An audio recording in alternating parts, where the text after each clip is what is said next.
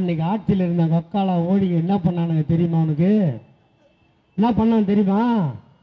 ஒவ்வொருத்தன் தலையிலையும் ஒரு நாளைக்கு 650 ரூபா பில்லு போட்டு திருட்டு கூட்டம் தான் அதிமுக. இங்க வந்து பேசுங்கயா. கம்பெனி தான் பேசுவேன், இல்லைன்னா இறங்கி வீட்டுக்கு போயிடுவேன். கம்பெனி கள்ளக்குறிச்சியில் சாராயம் குடிச்சு செத்து போயிட்டான். வருத்தம், வேதனை. என் தமிழ் சொந்தங்கள் கலங்குறோம், கண்ணீர் விடுறோம், தப்பு இல்லை. ஆனால் அந்த சாராயத்தை நாங்களாக காசணும். அந்த பாமகன்னு ஒரு கட்சிக்குது, மாம்பழம், பழுக்காத மாம்பழம். அந்த தலைவர் போய் பார்த்துட்டு சொல்கிறாரு, இது திமுக எம்எல்ஏவங்க தான் இதுக்கு காரணம். அட முட்டாளுக்கு பிறந்த முட்டாளே, கள்ளக்குறிச்சியில் யார் எம்எல்ஏ தெரியுங்களா? தெரியுமா சார்? கள்ளக்குறிச்சியில் அண்ணா திமுக எம்எல்ஏ இல்லையா? இப்ப கத்திர பழனிசாமி அந்த எம்எல்ஏ 3 வருஷமா மொட்டைக்கு மயிரா போடுங்கன்னு கேட்போமா கேட்க மாட்டோமா? காத்துல தோசை சொல்றவன் பழனிசாமி பேசும்போது நீங்க பார்த்துருக்கீங்களா பேட்டி கொடுக்கும் போது? அதனால்தான் காத்துல தோசை. அதனால்தான் எப்படா நீ எதிர்கட்சியா இருந்த? இவ்வளவு ஆம்பளையா பேசுறாருல பழனிசாமி, அவர் அங்க நிக்கணுமா இல்லையா? அவன் பிஜேபி கூட்டு சொல்லணும்னு நிற்க மாட்டேன்ட்டார். இப்போ யார் நிற்கிறதாங்க? மாங்காய் பழம், நம்ம பெரிய ஐயா, சின்ன ஐயா. இப்போ பார்த்தீங்கன்னா நீங்கள் எங்கன்னா கோயிலுக்கு போங்க, குரங்கு இருக்குல்ல, குரங்கு அது இப்போ அடிக்கடிக்கு தாவறது இல்லை. குரங்கே வெக்கப்படுற அளவுக்கு தேர்தல் தாவர ஒரு கட்சி தமிழ்நாட்டில் இருக்குன்னா அது பாட்டாளி மக்கள் கட்சி. ஐயா கேஸ் விலை ஏறி போச்சு, ஜெய் ஸ்ரீராம். ஐயா பெட்ரோல் விலை ஏறி போச்சு, ஜெய் ஸ்ரீராம். ஐயா டீசல் விலை ஏறி போச்சு, ஜெய் ஸ்ரீராம். ஏன்னா அவரை வந்து விலையை குறைப்பாரு? ஒரு விரலை காட்டி கண்ணுகள்லாம் நட்டுக்கின்னு அந்த அம்மா பதில் சொல்ல வர்றதை கூட கேட்காம அதை போட்டு கண்டமேனிக்கு திட்டிட்டு அதை அங்கிருந்து கிளம்பி நேராக ஏர்போர்ட்டுக்கு வந்து பத்திரிகைக்காரனை கூட பார்க்காம கண்ணீரோட வீட்டுக்கு ஓடி போயிட்டு அடுத்த நாள் சொல்லுது அந்த அம்மா, நீங்கள் தோற்றுவிட்டாலும் பரவாயில்லை, உங்கள் தொகுதியில் வேலையை பார் என்று அமித்ஷா சொன்னாராம். எப்படி சொன்னார் பார்? ஒழுங்கா தொகுதி வேலையை பாரு நான் சொல்லுவாங்க. அவ்வளோ முட்டாளா நம்ம? இதை வருத்தப்பட்டு நான் சொன்னா நான் பொம்பளையை கொச்சப்படுத்திட்டான். நான் தப்பு பண்ணேன், நான் ஜெயிலுக்கு போனேன், நான் வெளியே வந்தேன். உடனே என்ன பண்றாங்க? இப்ப ஸ்டாலின் சிவாஜி கிருஷ்ணமூர்த்தி மீது நடவடிக்கை எடுப்பாரா? அவரை சிறையில் போடுவாரா? குண்டாசில் தள்ளுவாரா? ஏன்டா என்ன குண்டாசில் போடணும்? ஏன் என்ன போடணும்னு கேட்டேன். பாபு கூட்டம் போட்டிருக்கார் வட்ட செயலாளர், அவர் என் மாப்பிள்ளை. எப்போ கூட்டம் போட்டாலும் வெறும் ஏதோ கூட்டம் போட்டோம், மினிட் புக்கில் கையெழுத்து வாங்கணும், அதுக்கு ஒரு ஃபோட்டோ எடுத்து ரெக்கார்ட் பண்ணோம் அப்படின்னு இல்லாமல் அந்த கூட்டம் நடத்தினா அதில் நலத்திட்ட உதவி நிச்சயம் இருக்கணும், அதுவும் தரமான பொருளாக இருக்கணும்னு நினைக்கக்கூடிய ஒரு வட்ட செயலாளர் தான் அன்பு சகோதரர் பாபு அவர்கள். நான் போன மாதமே இந்த 23ஆம் தேதியை சேப்பாக்கத்தில் தேதி கொடுத்துருந்தேன். ஆனால் 10 நாளைக்கு முன்னாடி அவராகவே என் பேரை போட்டு நோட்டீஸ் அடித்து, நீ வாழ்வியோ சாவியோ தெரியாது, 23ஆம் தேதி பாரதி நகரில் நீ சத்தியமாக வந்து பேசியே தீரணும்னு சொல்லி நான் வராத நோயை வந்ததா சொல்லி அங்கே பேசி சரி பண்ணி இங்கே கூட நிற்க வச்சுருக்கார். வந்து பார்த்தா நல்லா தான் இருக்குது. ஏதோ சின்ன சொப்பு கொடுக்குறேன், பிளாஸ்டிக் டப்பா கொடுக்குறேன்னு இல்லாமல் கேஸ் அடுப்பு. இப்போ வந்தவொடனே இங்கே ஃபோன் பண்ணி சொல்லிட்டேன், 10 வருஷம் ஆச்சு, நம்ம கேஸ் அடுப்பை மாற்றி என் மாப்பிள்ளை கேஸ் அடுப்பு வச்சுருக்கான், நிச்சயம் ஒன்று தருவான், நான் வாங்கிட்டு வரேன்னு சொல்லிட்டேன். அவங்களுக்கு ஒரே சந்தோஷம் வீட்டில். இப்படி ஒரு நிகழ்ச்சி நடத்துவது என்பது வேறு, அந்த நிகழ்ச்சியின் மூலம் மக்களை மனது குளிர செய்வது வேறு. இதுக்கு முன்னாடி கூட தண்ணீர் பந்தல் வச்சாங்க. இங்கே எல்லாம் பார்த்தீங்கன்னா அந்த தர்பூசணி பழத்தை கட் பண்ணி வைப்பாங்க இல்லையா? அதானே பார்த்துருக்கீங்க. ஆனால் முழுசாக தூக்கி கொடுத்தவரே பாபு. அப்படி எதை செஞ்சாலும் அதில் மக்கள் மனம் புரியணும்னு நினைக்கிறார் பாருங்க. அந்த நம்பிக்கைக்கு நீங்கள் பல்லாண்டு வாழ்வீர்கள் என வாழ்த்தி, ஐயா கலைஞரின் 101வது பிறந்த நாள் விழா இங்கே எனக்கு முன்னால் பேசுகின்ற போது செந்தமிழ் அரசு சொன்னார், ஒருவன் ஒரு துறையில் சாதனை படைப்பான், எல்லோரும் எல்லா துறையிலும் சாதனை படைத்தவனை பார்க்க முடியாது, அந்த கடமையும் பொறுப்பும் ஐயா கலைஞருக்கு மட்டும்தான் இருந்தது, வேறு எவனுக்கும் இல்லை என்று சொன்னார். அந்த கலைஞர் தான் இந்த மண்ணில் பிறந்து 96 ஆண்டு காலம் வாழ்ந்து இந்த மக்களுக்கு சேவை செய்தார். இது என் தாய்மார்கள் இங்கே அமர்ந்திருக்கிறீர்கள். உங்களுக்கு முன்வரிசையில் இருக்கை போட்டு ஆண் மக்கள் பின்னால் அமர்ந்திருக்கிறார்கள். இதுதான் கலைஞரின் சாதனை. ஒரு காலத்தில் எந்த வீட்டுக்கு போனாலும் 4 நாற்காலி இருக்கும், அதில் ஆம்பளை தான் உட்காருவான், பொம்பளைக்கு கீழே பெட்ஷீட் போடுவாங்க, இல்லை பாய் போடுவாங்க. நாற்காலியில் ஏறி உட்காரக்கூடாது. ஆயாவும் தாத்தாவும் படம் எடுக்க ஸ்டுடியோவுக்கு போனால் கூட தாத்தா நாற்காலியில் உட்காருவார், ஆயா தாத்தாவுக்கு பின்னாடி அந்த சேரை பிடிச்சிக்கிட்டு தான் நிற்கணும். இது இருந்துதா இல்லையா? இந்த நிலையை மாற்ற பெண்கள் முழு சுதந்திரத்தோடு தன்மானத்தோடு வாழுவதற்கு ஒரு தலைவன் வித்திட்டான் என்று சொன்னால் அது எங்கள் ஐயா கலைஞரை தவிர வேறு யாரும் இருக்க முடியாது.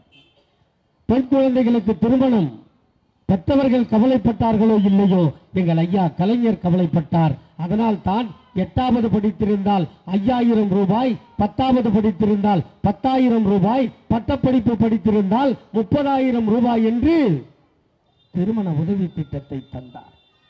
திருமணம் முடிந்ததற்கு பின்னால் கருவுற்ற தாய்மார்கள் சத்தான உணவு உண்டால்தான் நோய் இல்லாமல் குழந்தை பிறக்கும். ஆகவே பிறப்பதற்கு முன்னால் 3 மாதம், பிறந்ததற்கு பின்னால் 3 மாதம் என்று 6,000 ரூபாய் அந்த பெண்களுக்கு கொடுத்தார். படிக்கின்ற பிள்ளை சத்தான உணவை சாப்பிட்டால் தான் அவன் சந்தோஷமாக படிப்பான் என்று சொல்லி போலியான சத்துணவை உண்மையான சத்துணவாய் மாற்றி அதில் வாரத்தில் 5 முட்டை கொடுத்தார். இப்படி சொல்லிக்கொண்டே போனால் ஐயா கலைஞரின் சாதனை. இதோ இருக்கிறதே இந்த மாடி வீடு. இந்த மாடி வீடு ஒரு காலத்தில் பணக்காரனுக்கு மட்டும்தான் உண்டு. என் ஏழை தாய்மார்கள் குடிசை வீட்டில் தான் இருக்க வேண்டும். ஆனால் அந்த ஏழை தாய்மாரும் மாடி வீட்டில் இருக்க வேண்டும் என்று நினைத்த எங்கள் ஐயா கலைஞர் குடிசை மாற்று வாரியத்தை திட்டத்தை கொண்டு வந்து இந்த ஏழை தாய்மாரை பணக்காரன் முதல் மாடியில் இருந்தால் என் ஏழை தாயை 3வது மாடியில் அமர வைத்து மயிராட்ட வைத்த ஒரு தலைவன் உலகத்தில் உண்டென்றால் அது எங்கள் ஐயா கலைஞரை தவிர வேறு எவனும் இருக்க முடியாது. ஒரு காலத்தில் குடிப்பதற்கு உயர் ஜாதிக்காரன் குடிப்பதற்கு ஒரு குளம், தாழ்ந்த ஜாதிக்காரன் குளிப்பதற்கு ஒரு குளம், இதில் முண்டால் தீட்டு, இப்படி இருந்ததா இல்லையா? இந்த நிலையை மாற்றத்தான் குடிநீர் வழங்கல் வாரியம் என்ற ஒரு வாரியத்தை கொண்டு வந்து எவனாக இருந்தாலும் எவளாக இருந்தாலும் ஒரே தண்ணீரை குடிக்க வைத்த ஒரே தலைவன் எங்கள் ஐயா டாக்டர் கலைஞரை தவிர வேறு யாரும் இருக்க முடியாது. இங்கே சொன்னார் செந்தமிழ் அரசு 13 தேர்தல்களை சந்தித்தார், 13 முறை வெற்றி பெற்றார். இங்கே மாநகராட்சி மன்ற உறுப்பினர்கள் இருக்கிறார்கள். ஒரு தேர்தலை சந்தித்தாலே எப்படி முட்டி போட்டு மேயணும்னு உங்களுக்கு தெரியும். கோட்ரு கேட்டால் கோட்ரு வாங்கி கொடுக்கணும், மேட்ரு கேட்டால் மேட்ரு முடிக்கணும். அந்த எலெக்ஷன் முடிகிற வரைக்கும் போட்டு பிச்சு எடுத்துருவாங்க. அதுலேயும் ஜெயிச்சா போச்சு, இல்லைன்னா ஆச்சு இல்லையா? ஆனால் 13 முறை 1957 ஆரம்பித்த தலைவன் தான் இறக்கும் தருவாயில் 2016 வரை எல்லா தேர்தலிலும் வெற்றி பெற்றார். 57 குளித்தலையில் நின்றார், தர்மலிங்கத்தை வென்றார். 62 தஞ்சாவூரில் நின்றார், பரிசுத்த நாடாரை வென்றார். 67 சைதாப்பேட்டையில் நின்றார், SG விநாயகமூர்த்தியை வென்றார். 71 மீண்டும் சைதாப்பேட்டையில் நின்றார், குடந்தை ராமலிங்கத்தை வென்றார். 77 அண்ணா நகரில் நின்றார், கிருஷ்ணமூர்த்தியை வென்றார். மீண்டும் 80 அண்ணா நகரில் நின்றார், HP அண்டேவை வென்றார். 89 துறைமுகத்தில் நின்றார், வக்காப்பை வென்றார். 91 மீண்டும் துறைமுகத்தில் நின்றார், கா சுப்புவை வென்றார். 96 சேப்பாக்கத்தில் நின்றார், நெல்லை கண்ணனை வென்றார். 2001 மீண்டும் சேப்பாக்கத்தில் நின்றார், தாமோதரனை வென்றார். 2006 மீண்டும் சேப்பாக்கத்தில் நின்று தாவூத் மியான்கானை வென்றார்.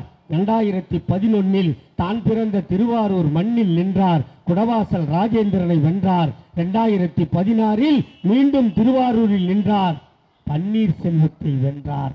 இப்படி 13 தேர்தல்களில் 13 பேருக்கு தோல்வியை மட்டும் பரிசாக தந்த ஒரே தலைவன் எங்கள் தாத்தா டாக்டர் கலைஞர் என்பதை உங்களுக்கு நினைவுபடுத்துகிறேன். அவர் பெயரை சொல்லி அவரால் பெற்றெடுக்கப்பட்ட பிள்ளை எங்கள் அண்ணன் தளபதி இன்று ஆட்சி செய்கிறார். அவருக்கு வயது 72. இந்த நாட்டில் முதல்வராக ஆனவர்கள் அத்தனை பேரும் 50 வயதுக்குள் ஆகிவிட்டார்கள். இந்த முதல்வர் நாற்காலியை பெறுவதற்கு எங்கள் அண்ணன் தளபதி பட்ட கஷ்டங்கள் இந்த மேடையில் இதோ இருக்கிறார்கள்.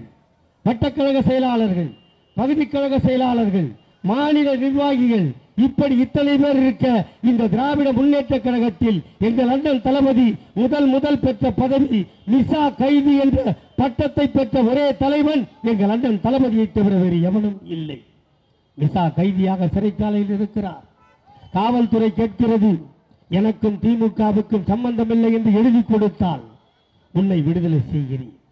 ஆனால் என் தலைவன் தளபதி சொன்னார், எனக்கும் திமுகவிற்கும் சம்பந்தம் இல்லை என்று எழுதி கொடுப்பதை விட இந்த சிறைச்சாலையில் செத்து போவேன் என்று சொன்னவர் எங்கள் அண்ணன் தளபதி.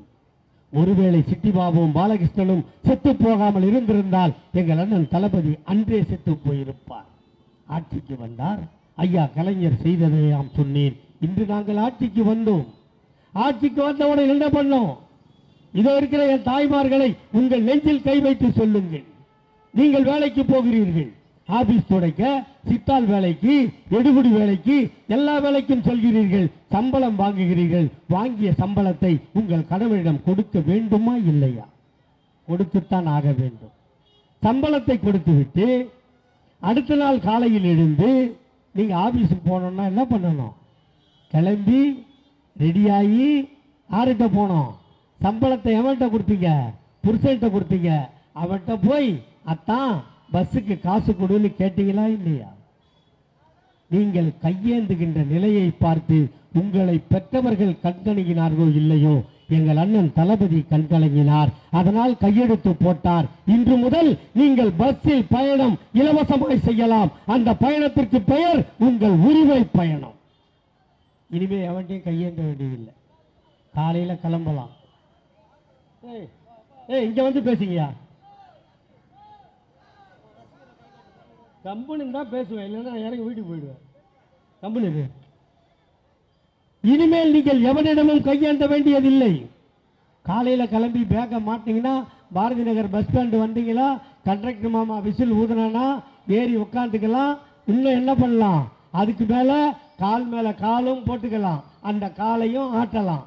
ஆனா என்ன பண்ணக்கூடாதுன்னா, நீங்க ஆட்டுற காலு காசு கொடுத்து டிக்கெட் எடுத்தான்ல அந்த ஆம்பளை மேல படாம ஆட்டினா சந்தோஷம்.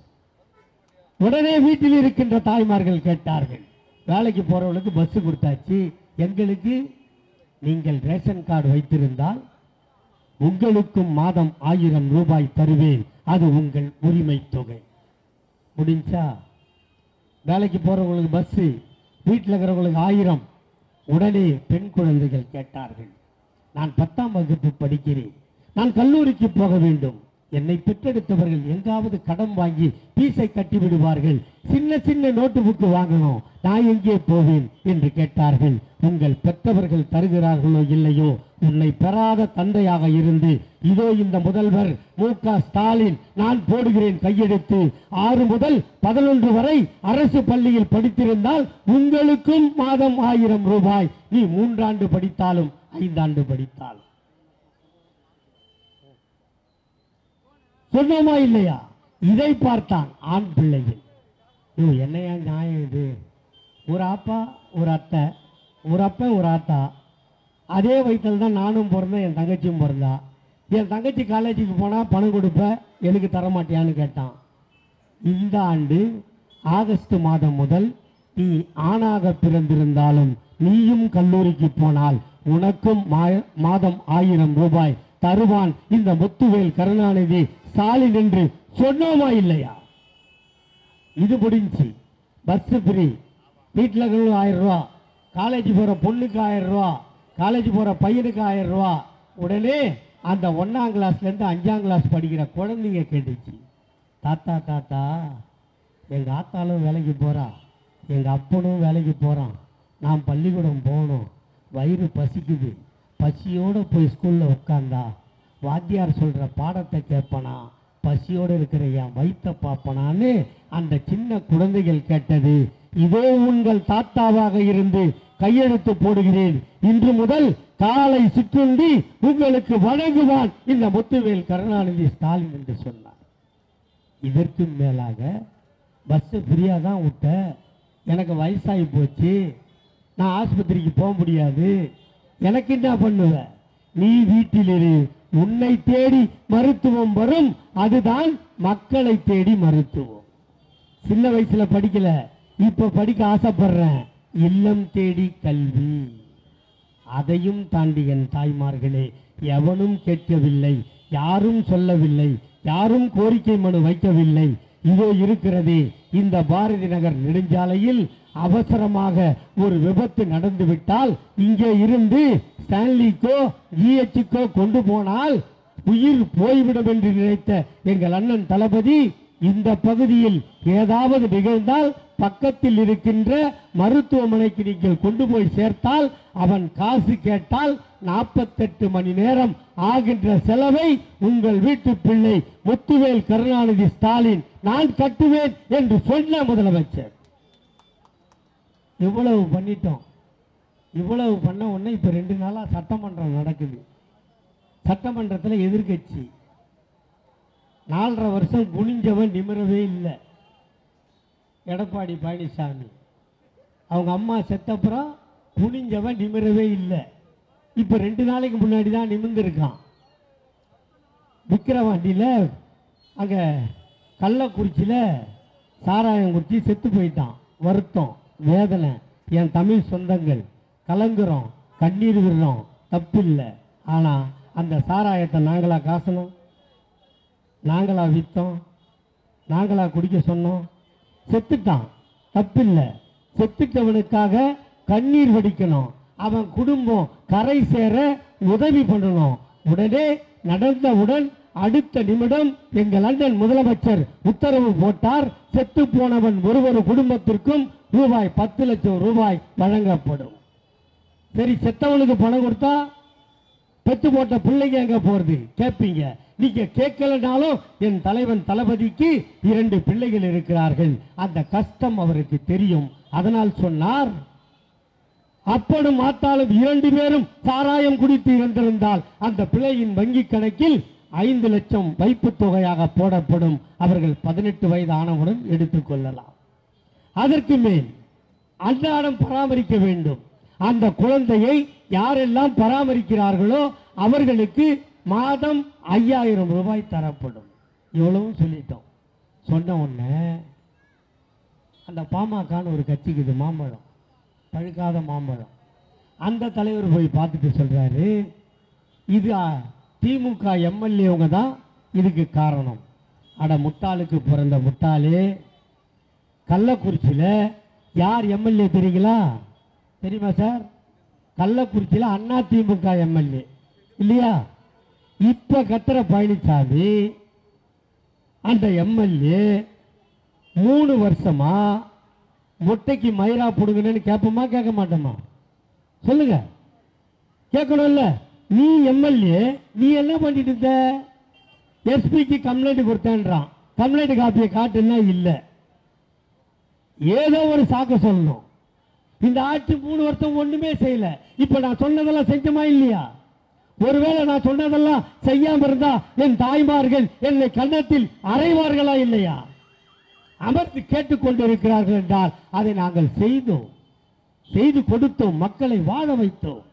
ஏன் இதுக்கெல்லாம் மேல போ, இவ்வளவு வேண்டாம். கொரோனா வந்தது, அப்ப யார் ஆட்சியில் இருந்தாங்க? அதிமுக தானே ஆட்சி. என்ன சொன்னாங்க? வீட்டிலிரு, விலகிரு, விழித்திரு, தனித்திரு, இதான எல்லாம் சொன்னான்.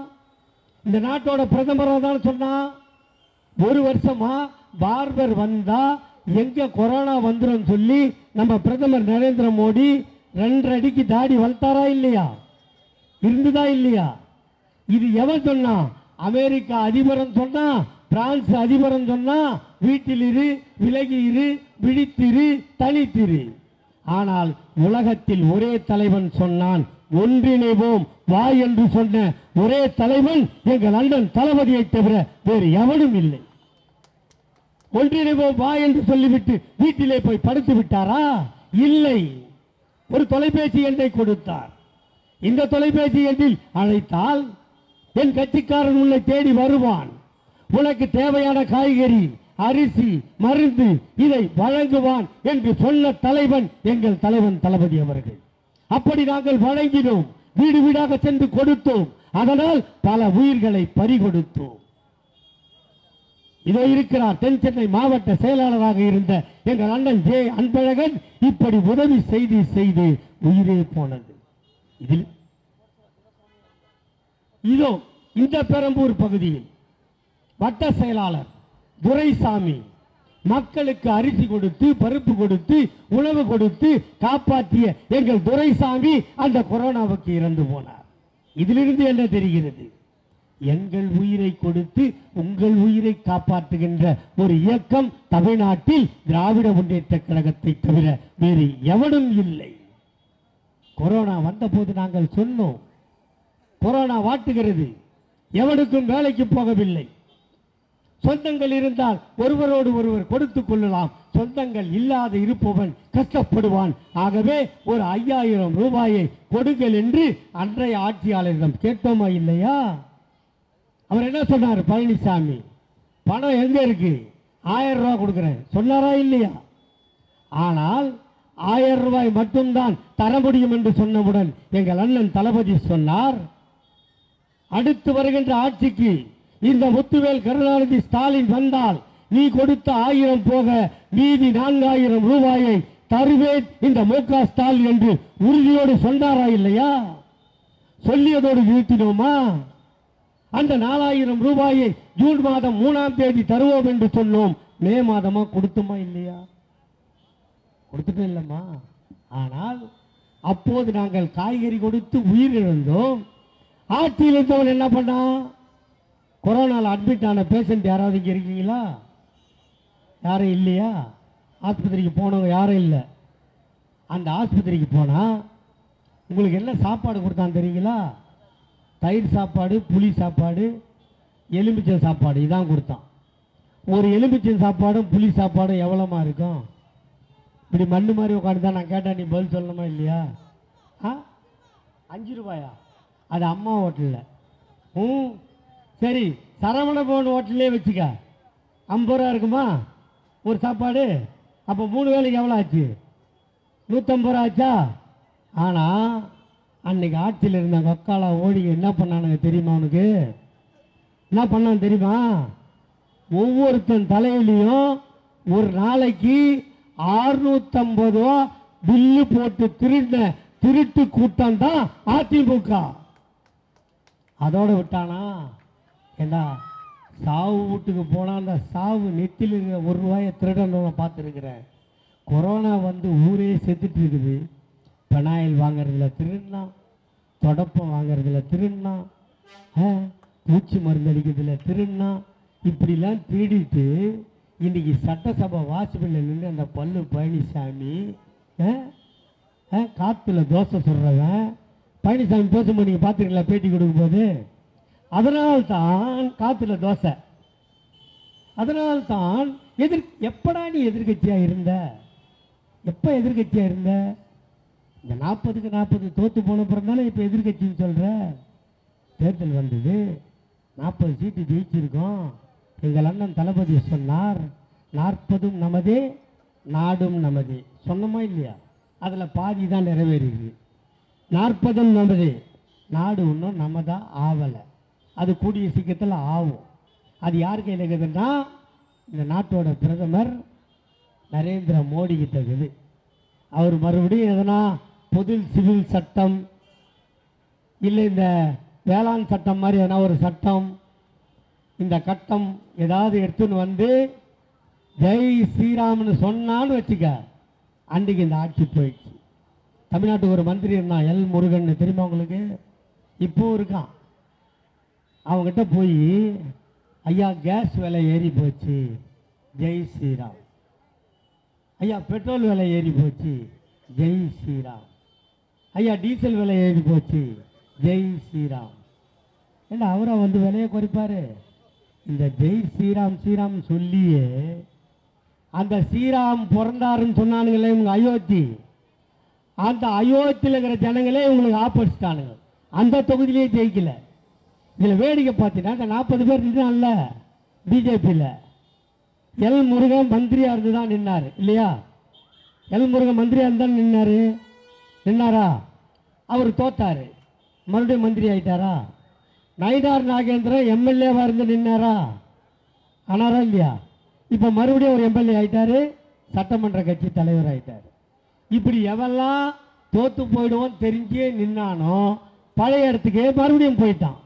ஆனால் இதில் எங்கள் தமிழ் சேக்கா தான் பாவம். 2 ஸ்டேட்டு கவர்னராக இல்லையா? 2 ஸ்டேட்டுக்கு கவர்னர். அது என்னதான் பிஜேபியில் இருந்தாலும், அது என்னதான் திமுகவை திட்டினாலும், நம்மளை அவமானம் பண்ணாலும், அது ஐயா குமரியாந்தனோட பொண்ணு இல்லையா? அது 2 ஸ்டேட்டு கவர்னராக இருந்தால் நம்மளுக்கு பெருமை தான், சந்தோஷப்பட்டோம். ஆனால் இன்றைக்கி அந்த கவர்னர் பதவியை ராஜினாமா பண்ணிட்டு தென்சென்னையில் நின்று எங்கள் அக்கா தமிழச்சி தங்கப்பாண்டியகிட்ட தோற்று அவமானப்பட்டு இன்னைக்கு ரோட்டில் நின்று ஆந்திர முதல்வர் சந்திரபாபு நாயுடு பதவியேற்க போனால் அங்கே போய் மேடையில் போய் ஒரு பொம்பளை, நம்பூர் பொம்பளை இல்லையா சார், அந்த பொம்பளை போய் ஒரு வணக்கம் போடுது. என் தாய்மாரை நீங்கள் தெரிஞ்சுக்கணும், 2 மாநில கவர்னர், ஒரு 5 ஆண்டு காலம் பிஜேபிக்கு தலைவி, இப்படி இருந்த ஒரு பொம்பளை அமித்ஷா கிட்ட போய் கும்பிடு போட்டா ஒரு விரலை காட்டி கண்ணுகள்லாம் நட்டுக்கின்னு அந்த அம்மா பதில் சொல்ல வர்றதை கூட கேட்காம அதை போட்டு கண்டமேனிக்கு திட்டிட்டு அதை அங்கேருந்து கிளம்பி நேராக ஏர்போர்ட்டுக்கு வந்து பத்திரிக்கைக்காரனை கூட பார்க்காம கண்ணீரோட வீட்டுக்கு ஓடி போயிட்டு அடுத்த நாள் சொல்லுது அந்த அம்மா, நீங்கள் தோற்றுவிட்டாலும் பரவாயில்லை, உங்கள் தொகுதியில் வேலையை பார் என்று அமித்ஷா சொன்னாராம். எப்படி சொன்னார் பார்? ஒழுங்கா தொகுதி வேலையை பாரு நான் சொல்லுவாங்க, அவ்வளோ முட்டாளா நம்ம? இதை வருத்தப்பட்டு நான் சொன்னா நான் பொம்பளையை கொச்சப்படுத்திட்டான். எனக்கு வேதனையே தான். இப்போ நான் தப்பு பண்ணேன், என் மேலே வழக்கு இல்லையா? நான் தப்பு பண்ணேன், நான் ஜெயிலுக்கு போனேன், நான் வெளியே வந்தேன். உடனே என்ன பண்ணுறாங்க? இப்போ ஸ்டாலின் சிவாஜி கிருஷ்ணமூர்த்தி மீது நடவடிக்கை எடுப்பாரா, அவரை சிறையில் போடுவாரா, குண்டாசில் தள்ளுவாரா? ஏன்டா என்ன குண்டாசில் போடணும், ஏன் என்ன போடணும்னு கேட்டேன். இந்த ஆதீனத்தை ஒருத்தன் மிரட்டினான், பிஜேபிக்காரன் அகோரன்னு ஒரு மாவட்ட தலைவர். யாரை மிரட்டினான்? மதுரை ஆதீனத்தை. யோ நீ மேட்ரு பண்ணும்போது நான் வீடியோ எடுத்து வச்சுக்கிறேன். ஆமாங்க, நீ மேட்ரு பண்ணதை நான் வீடியோ எடுத்து வச்சுக்கிறேன் காட்டிடுவேன்னு மிரட்டினா, அந்த சாமியாருங்களை காப்பாற்றுறதுக்கு எங்கூர் சாமியார் சேகர்பாபு தேவைப்படுறாரு இல்லையா? கோயில் உண்டி இப்ப காணாம போதா, சாமி சிலை இப்ப காணாம போதா? அப்ப சாமிக்கு பாதுகாப்பு கொடுக்கறதுக்கு சேகர்பாபு சாமி அறநிலைத்துறை மந்திரியா இருக்கணும். கோயில் கும்பாபிஷேகம் நடக்கும், திமுக ஆட்சி ஓடணும். இந்த கண்டதேவி கோயில் தேரோட்டம் இப்ப நாங்க ஆட்சிக்கு வந்தா ஓடிச்சு, எத்தனை வருஷம் ஓடாம இருந்தது. ஆக இப்படியா நான் பண்றேன். இப்ப கர்நாடகாவில் ஒருத்தர் தான் பிரஜ்வல் ரேவண்ணாவா 200 பொண்ணுங்களோட மேட்ரு பண்ணி வீடியோ எடுத்து வச்சுக்கலாம். இப்போ இன்னைக்கு அவன் தம்பி கைது. அங்கே ஒருத்தர் தான் வெஸ்ட் பெங்காலில் பொம்பளைங்க விஷயத்திலே பேசுறதே அவனுக்கு வேலை, அவனுக்கு சீட்டு. விவசாய ஜிபிஏடி கொண்டா அவங்க அப்பனுக்கு சீட்டு. இப்படியா நாங்கள் பண்ணோம்? பண்ணுறதெல்லாம் பெண்களை அவமானப்படுத்துவது, கற்பை சூறையாடுவது, இப்படிலாம் பண்ணிட்டு எங்கள் தமிழ் சேக்காவை கேவலம் பண்ணிட்டு நடு ரோட்டில் நிற்க வச்சுட்டு நீ ஒருத்தியாடா பண்ணீங்க, ஒருத்தியா பண்ணீங்க. அந்த நாகர்கோவிலேருந்து ஒரு அக்கா காங்கிரஸில் இருந்தது, காங்கிரஸில் எம்எல்ஏ வந்துச்சா, அதான் விஜயதாரணி பார், அண்ணன் பேரை கரெக்டாக ஞாபகம் வச்சுக்கிறார். அதை என்ன சொன்னீங்க? நீ வந்துரு, உனக்கு எம்பி சீட்டு தரோம், தமிழ்நாட்டுக்கு தலைவராகிறோம், அதை தரோம் இதை தரோன்னு கூப்பிட்டு அந்த பொண்ணை நடு ரோட்டில் விட்டு இப்போ அது அம்போன்னு நிற்குது. சரி, அந்த பொண்ணு தான் நிற்குதுன்னா அது கணவனை இழந்த எங்கள் ஐயா கலைஞர் பாணியில் சொல்வதென்றால் கைம்பெண். கணவன் இறந்தவர்களை ஒரு காலத்தில் விதவை என்று சொன்னான். எங்கள் தாத்தா கலைஞர் சொன்னார், விதவை என்ற சொல்லில் கூட பொட்டில்லை, ஆகவே அதற்கு நான் 2 பொட்டு வைக்கிறேன் சொல்லி அதை கைம்பெண் என்று சொன்ன திமுக பெண்களுக்கு விரோதியாம். பெண்களை கேவலப்படுத்துவதற்கென்று ஆரம்பிக்கப்பட்ட பிஜேபி பெண்களை வாழ வச்ச கட்சி. இப்ப விக்கிரவாண்டியில இடைத்தேர்தல். இவ்வளவு ஆம்பளையா பேசுறாருல பழனிசாமி, அவர் அங்க நிக்கணுமா இல்லையா? அவன் பிஜேபி கூட்டு சொன்னு நிக்க மாட்டேன்டார். இப்ப யார் நிக்கிறதாங்க? மாங்காய் பழம், நம்ம பெரிய ஐயா சின்ன ஐயா. இப்போ பார்த்தீங்கன்னா நீங்கள் எங்கன்னா கோயிலுக்கு போங்க, குரங்கு இருக்குல்ல, குரங்கு அது இப்போ அடிக்கடிக்கு தாவறது இல்லை. குரங்கே வெக்கப்படுற அளவுக்கு தேர்தல் தாவர ஒரு கட்சி தமிழ்நாட்டில் இருக்குன்னா அது பாட்டாளி மக்கள் கட்சி. உன் கட்சி பேர் என்ன? பாட்டாளி மக்கள் கட்சி. பிஜேபி பேர் என்ன? பணக்கார மக்கள் கட்சி. நீ என்ன சொல்ற? இடஒதுக்கீடு ஓணுன்ற. பிஜேபி என்ன சொல்றான்? இடஒதுக்கீடு வானான்றான். நீ என்ன சொல்ற? பெண்களுக்கு பாதுகாப்பு ஓணுன்ற. அவன் பெண்கள் கற்பை சூறையாடுறான். உனக்கும் அவனுக்கும் கிருஷ்ணாலன் தண்ணியும் ஒன்னா ஊத்தனா எப்படி ஒட்டாதோ அதுபோல பிஜேபிக்கும் பாமகவுக்கும் ஒட்டுன்னா ஒட்டாது. அதை விட இந்த எம்பி தேர்தலுக்கு முன்னாடி ஐயா டாக்டர் ராமதாசிடம் பத்திரிகையாளர் கேட்கிறார், நீங்கள் யாரோடு கூட்டணி சேரப் போகிறீர்கள்? பிஜேபியோடு போவீர்களா? பிஜேபி ஆட்சிக்கு எத்தனை மதிப்பெண்? சைபருக்கு கீழே இருந்தா அந்த மதிப்பு கொடுப்பேன், அதுக்கு மதிப்பெண் போட மாட்டேன். ஒருவேளை காங்கிரஸோட போனாலும் போகலாம், அதில் ஒரு நியாயம் இருக்குன்னு சொன்னவர் அடுத்த 10 நாளில் பிஜேபியோட கையெழுத்து போடுறீங்கன்னா உங்களுக்கு என்ன கொள்கை இருக்கிறது? தேர்தலில் நின்னீங்க, தோத்துட்டீங்க. தோத்துட்டா யாரோட கூட்டணி சேர்ந்தீங்களோ அவன் டெல்லியில் ஆட்சிக்கு வந்துட்டான். எங்களுக்கு 10.5% இடஒதுக்கீடு வேணும்னு கேட்டீங்களாங்க? அங்கே தானே போய் கேட்கணும். தோத்த உடனே இங்கே வரான் மறுபடியும் எங்ககிட்ட, அது செல்லாது. ஆகவே கட்சிகளை எடுத்துக்கிட்டீங்கன்னா நீங்கள் எந்த கட்சி ஒன்றா எடுத்துங்க. இந்த மூப்பனார் ஒரு பிள்ளையை பெற்று போட்டு போயிருக்கார், அது ஏன் தான் பெற்றாருன்னு அவருக்கும் தெரியல, அது ஏன் பிறந்ததுன்னு இவனுக்கும் தெரியல. அந்த கூட்டணியில் இருக்க ஆளெல்லாம் பார்த்தீங்கன்னா ஜான் பாண்டியன் பார்த்தாவே ஜண்டான்னு பயப்படுற மாதிரி இருப்பான் ஆள். இப்படி ஆளெல்லாம் வச்சு நின்னான், நாங்களும் நின்னோம். அதுலேயும் நம்ம அண்ணாமலை இருக்காருல்ல, கோயம்புத்தூரில் பல லட்சம் வாக்கு வித்தியாசத்தில் நான் ஜெயிப்பேன், நீங்களும் ஓட மாட்டீங்க, நானும் ஓட மாட்டேன், இங்கே தான் இருப்பேன். இப்போ என்ன சொல்லுவேன்? நாங்கள் நின்ன கேண்டிடேட்டு, ஒரு பைசா கொடுக்காம ஜெயிப்பேன். கொங்கு மண்டலத்தில் திமுக இருக்காது. இந்த மத்திய செல்லில் ஒருத்தர் நின்னால பிஜேபியில், அவன் சொல்கிறான் 4ஆம் தேதிக்கு அப்புறம் உதயசூரனுக்கு போட்ட ஓட்டெல்லாம் தாமரைக்கு போயிடுச்சுன்னு திமுக கத்துவாங்க, நாங்கள் எல்லா இடத்துலையும் ஜெயிக்க போகிறோம். ஏண்டாடே, ஒரு டீ குடிக்கவே வக்கு இல்லை, நீங்கள் பிரியாணி சோறு போடுவேன்னா எந்த ஊர்லடா நியாயம்? 40 இடத்துல நின்னீங்க, 40 இடத்துல நாங்கள் நின்னோம். ஒவ்வொரு வேட்பாளரையும் தேடி தேடி போட்டோம். 40 பேரும் ஜெயிச்சிருக்கோம். ஜெயிச்சதுக்கப்புறம் நம்ம அக்கா தமிழிசை சொல்லுது, 40 பேர் ஜெயிச்சு தான் பண்ண போகிறீங்க, அதனால் என்ன புண்ணியம்? எல்லாம் காதர்ந்த ஊசி. நீங்கள் கேவலமாக பேசலாம், இதுக்கு நான் பதில் சொன்னால் உடனே ஆளாளுக்கு மகளிர் ஆணையம், காவல்துறை, டிஜிபி எல்லார்கிட்டையும் போவீங்க. நீ டாக்டர் தானே? டாக்டர் தானே சார்? காதர்ந்த ஊசியில் ஊசி ஏற்ற முடியுமா? காதர்ந்து போயிட்டா அது ஊசி உதவாது.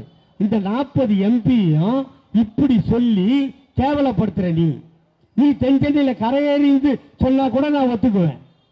தென்சென்னையில் தோத்து போன நீ எங்களை பார்த்து சொல்றிய இந்த 40 எம்பியும் காதர்ந்த ஊசின்னு நீ எம்பியை கேவலப்படுத்தல. அந்த எம்பிக்கு வாக்களித்தார்களே பல லட்சம் வாக்காளர்களை ஒரு பெண்மணி, அதுவும் பிஜேபியில் இருக்கிறோம் என்ற திமிரில் நீ பேசினால் உனக்கு மறுப்பு தெரிவிக்கின்ற கடமை எனக்கு இருக்கிறதா இல்லை? போவீங்க, லாபியில் டீ சாப்பிடுவீங்க, வடை சாப்பிடுவீங்க, வெளிநடப்பு பண்ணுவீங்க. இதை விட நீங்கள் என்ன பண்ணுவேன்னு கேட்குறல்ல, பொறுத்து இரு அக்கா, தமிழிசை அக்கா, நீ பொறுத்து இரு. இந்த 5 வருஷம் பார்ப்ப. மூச்சு விடாத உங்கள் அப்பாவை நாங்கள் முடக்கிறோமா இல்லையான்னு மட்டும் பாரு. நாங்கள் சொன்னதை செஞ்சாகணும். நீ செய்ய மாட்டோம், நாங்கள் போய் பிரதமர்கிட்ட மனு கொடுக்க வேண்டிய அவசியமே இல்லை. எங்கள் கோபக்காரன் ஒருத்தங்காரன் பின்னாடி ஆந்திராவில், அவன் சிரித்து நம்ம பார்த்ததே இல்லை. ஆள் கருப்பாக இருப்பான், எப்பவுமே முறைக்கிற மாதிரியே இருப்பான் சந்திரபாபு நாயுடு. அவரை போய் பார்த்தா பண்ணிட்டு போகிறாரு. எங்கள் பழைய பங்காளி இருக்கான் நிதிஷ்குமார், இந்தியா கூட்டணி ஆரம்பித்து வச்சது அவர் தானே. பல்டி குமாரா, அவரே ராமதாஸை பார்த்து தான் பல்ட்டி அடிக்க கற்றுக்கினாராம் நிதிஷ்குமார். அவர் கேட்டால் சொல்கிறார், நீ எப்படியா டக்கு டக்குன்னு இப்படி தாவறேன்னு கேட்டால் உங்கள் ஊரில் இருக்கிறவர் தான் எனக்கு சொல்லி கொடுத்தாருன்றான். ஆக நாங்கள் காரியம் சாதிக்கிறதுக்கு எங்களுக்கு ஆள் இருக்குது. வாழை ஆட்டாமல் ஒழுங்காக வாழை சுருக்கி சுருக்கு பையில் போட்டுக்கின்னு ஆட்சி பண்ணிங்கன்னா 5 வருஷம் ஓட்டலாம். இல்லைன்னா அண்ணன் தளபதி யாரை கையை காட்டுறாரோ அவர் இந்த நாட்டின் பிரதமராக வருகின்ற தூரம் வெகு தொலைவில் இல்லை. நான் கேட்பதெல்லாம் இப்படி மேடை போட்டு அம்மா தாயே எனக்கு ஓட்டு போடு உங்ககிட்ட பிச்சை எடுக்க வேண்டிய அவசியம் எனக்கு இல்லை. 96 ஆண்டு காலம் ஐயா கலைஞர் வாழ்ந்து உங்களுக்கு தேவையான எல்லாவற்றையும் செய்து கொடுத்தாரா இல்லையா? 5 ஆண்டு காலத்திற்கு நீங்கள் உத்தரவாதம் கொடுத்தீர்களே, உங்களுக்கு நாங்கள் உழைத்தோமா இல்லையா? உங்களுக்கு அடிப்படை தேவைகளை செய்து கொடுத்தோமா இல்லையா? ஆனால் 10 ஆண்டு காலம் இந்த நாடு பாழ்பட்டு போனதற்கு யார் காரணம் என்றால் நீங்கள் தானே. 10 ஆண்டு காலம் எங்களுக்கு வாக்களிக்காமல் எங்களை வீட்டில் அமர வைத்தீர்கள். எங்கள் முடிந்தவரை நாங்கள் கத்தினோம், எங்களால் முடிந்தவரை போராடினோம், முடிந்தவரை முயற்சி செய்து உங்களுக்கு நன்மை செய்தோம். ஆனால் அரசாங்கம் என்ற கடிவாளம் எங்களிடம் வந்தவுடன் எவ்வளவு சாதனை செய்திருக்கிறோம். இதோ 2015 மதுரையில் எய்ம்ஸ் ஆஸ்பத்திரிக்கு நான் தான் அடிக்கல் நாட்டினேன் அன்புமணி சொல்றாரா இல்லையா? 2019 நரேந்திர மோடி தான் அடிக்கல் நாட்டினார்னு அண்ணாமலை சொல்றானா இல்லையா? எவன் நாட்டினன்றது பிரச்சனை இல்லை. 5 நாட்டி இருந்தாலும் 19 நாட்டி இருந்தாலும் 24 ஆஸ்பத்திரி வந்து தாண்டா வரலையே. ஏன் வரல? நாங்கள் ஆட்சிக்கு வந்தோம் 21 நேராக கிண்டிக்கு பஸ் ஏறி போங்க என் தாய்மாரே, நீங்கள் பஸ்ஸுக்கு டிக்கெட் கொடுக்க வேணாம், நேராக கிண்டியில் போய் இறங்கு, எங்கள் அண்ணன் தளபதி அங்கே கட்டி வச்சிருக்கார் ஆஸ்பத்திரி, அதை போய் பாருங்க. 2 வருஷத்தில் அப்படி ஒரு ஆஸ்பத்திரியை கட்ட முடியும்னா அது திமுக காரனால் தான் முடியும். மதுரைக்கு போக ஜல்லிக்கட்டு அரங்கம் பிரம்மாண்டமாக கட்டி இருக்கிறோம், இது திமுகவின் சாதனை. மதுரைக்கு போக அங்கே பெரிய நூலகத்தை கட்டி இருக்கிறோம், இது திமுகவின் சாதனை. இங்கே செந்தமிழ் அரசு சொன்னாரு, இப்போ நீங்கள் எங்கே வேணா எடுத்துங்க, இந்த கணேசபுரம் மேம்பாலம் நாங்கள் தான் கட்டுறோம், மூலக்கடை மேம்பாலம் நாங்கள் தான் கட்டி தரணும், மின்ட்டு மேம்பாலம் நாங்கள் தான் கட்டி தரணும், ஸ்டான்லி சப்வே நாங்கள் தான் கட்டி தரணும், இது இருக்குது கோயம்பேடு மேம்பாலம் நாங்கள் தான் கட்டி தரணும், கிண்டி மேம்பாலம் நாங்கள் தான் கட்டி தரணும், லூகாஸ் மேம்பாலம் நாங்கள் தான் கட்டி தரணும், உஸ்மான் ரோடு மேம்பாலம் நாங்கள் தான் கட்டி தரணும். எது செய்தாலும் அதற்கு பெயர் இருக்குது என்றால் திமுகவின் ஆட்சி காலத்தில் மட்டும்தான் இந்த நாடு முன்னேறி இருக்கிறதே தவிர மற்றவன் ஆட்சியில் இந்த நாடு முன்னேறவில்லை. இன்னும் ஒன்று வரப்போகிறது, 26 தேர்தல். 2004 40 தொகுதியை எங்களுக்கு கொடுத்தீர்கள். அந்த சாதனையை எங்கள் அண்ணன் தளபதி 2024 நிறைவு செய்திருக்கிறார். 20 ஆண்டு காலம். இதை போல 1971 எங்கள் ஐயா கலைஞர் 184 இடங்களை பிடித்து ஆட்சி அமைத்தார். எங்கள் அண்ணன் தளபதி 200 இடங்களை பிடித்து ஆட்சி அமைக்கப் போகிறார். அதற்கு நீங்கள் துணை நிற்க வேண்டும். இதுதான் எங்கள் கோரிக்கை. உங்களுக்காக நாங்கள் உழைக்கிறோம். 24 மணி நேரம். எல்லோரும் கேட்பார்கள், அவருக்கு வயது 72, அவரால் எப்படி முடிகிறது? காலையில் கன்னியாகுமரி, மதியம் மதுரை, மாலையில் திருச்சி, இரவில் சென்னைக்கு வந்து பாராத்திரி 12 மணிக்கு மழைநீர் கால்வாயை பார்க்கின்ற ஒரு முதலமைச்சராக எங்கள் அண்ணன் தளபதி இருக்கிறார். எல்லோரும் என்னிடம் கேட்டார்கள், இப்படி உழைக்கிறாரே அவரால் எப்படி முடிகிறது? நான் சொன்னேன், இப்படியெல்லாம் உழைத்தால்தான் அவர் கலைஞரின் பிள்ளை, இல்லை என்றால் இல்லை என்றேன். என் அருமை தாய்மார்களே, நினைத்து பாருங்கள். 1952 பராசக்தி என்ற படம் வந்தது. அதற்கு முன்பும் படம் வந்தது. 20 பாட்டு வரும். 5 பாட்டுக்கு தூங்கணும், 2 பாட்டுக்கு தம் அடிக்கணும், 1 பாட்டுக்கு பாத்ரூம் போகணும். உண்டா இல்லையா? ஆனால் பராசக்தி என்ற படம் வந்ததற்கு பின்னால் 2.5 மணி நேரம் கண்ணை சிமிட்டாமல் படம் பார்க்க வைத்த தலைவன் யார் என்றால் எங்கள் தாத்தா டாக்டர் கலைஞர். அப்போ எவனோ கடையில் விற்கிற மைய வாங்கி கலைஞர் ஐயா கையில் இருக்கிற பேனாவில் ஊற்றினா அந்த கைப்பட்ட மைக்கு அவ்வளோ பவர் இருந்தா எங்கள் தாத்தா கலைஞர் சொந்தமாக ஊற்றின மைய எங்கள் அண்ணன் தளபதி அதுக்கு எவ்வளோ பவர் இருக்குன்னு நினைச்சு பாருங்க. இந்த நாட்டில் ஆட்சிகள் வரலாம், ஆட்சிகள் மாறலாம். எத்தனை பேர் ஆட்சிக்கு வந்தாலும், எத்தனை பேர் ஆண்டாலும் திமுகவிற்கு நிகரான ஆட்சியை இந்த மண்ணில் எவனும் தந்ததில்லை. ஆகவே தாய்மார்களே, உங்களை மண்டியிட்டு கேட்கிறேன், மன்றாடி கேட்கிறேன், காலில் மாலையாக விழுந்து கேட்கிறேன். இந்த வயதிலும் அவர் உழைக்கிறார், உங்களுக்காக உழைக்கிறார். எதிர்காலத்தில் இந்த மண்ணையும் இந்த மக்களையும் காப்பாற்ற எங்கள் அண்ணன் உதயநிதி ஸ்டாலின் அவர்களை நாங்கள் தயார்படுத்தி வைத்திருக்கிறோம். இதை கேட்டால் எல்லோரும் சொல்லுவார்கள், இது குடும்ப அரசியல், இது வாரிசு அரசியல். வாரிசு பிறந்தால் அதற்கு நாங்களா பாவம் செய்தோம்? ஆண்மை இருக்கிறது, எங்களுக்கு பிள்ளை பிறக்கிறது. ஆண்மை இல்லை என்றால் ஆஸ்பத்திரிக்கு போக வேண்டும். அது கூட தனியார் ஆஸ்பத்திரிக்கு போனால் பணம் கட்ட வேண்டும். அந்த நிலை இனிமேல் இல்லை. எங்கள் அண்ணன் மா சுப்பிரமணியம் கருத்தரிப்பு மையத்தை கூட இதோ தமிழ்நாட்டில் துவக்கிவிட்டார். இல்லாதவர்கள் அங்கே போய் கருத்தரிக்கலாம். இருப்பவனை பார்த்து வயிற்றில் அடித்துக் கொள்ளாதீர்கள். ஆகவே தாயே, தமிழே, தாய்க்குளமே, தமிழ்நாடு மறந்து விடாதே. திமுகவை எப்போதெல்லாம் நீ மறக்கிறாயோ அப்போதெல்லாம் தமிழ்நாடு வீழ்ந்து போகும். திமுகவை எப்போதெல்லாம் நீ கை தூக்கி விடுகிறாயோ அப்போது திமுக உங்களை கை தூக்கி விடும். சேர்ந்தே உழைப்போம், சேர்ந்தே வெல்வோம், நாட்டையும் நம்மையும் உழைத்து முன்னேற்றுவோம் என கேட்டு வாய்ப்புக்கு நன்றி தெரிவித்து விடைபெறுகிறேன். வெல்க தமிழ். வணக்கம்.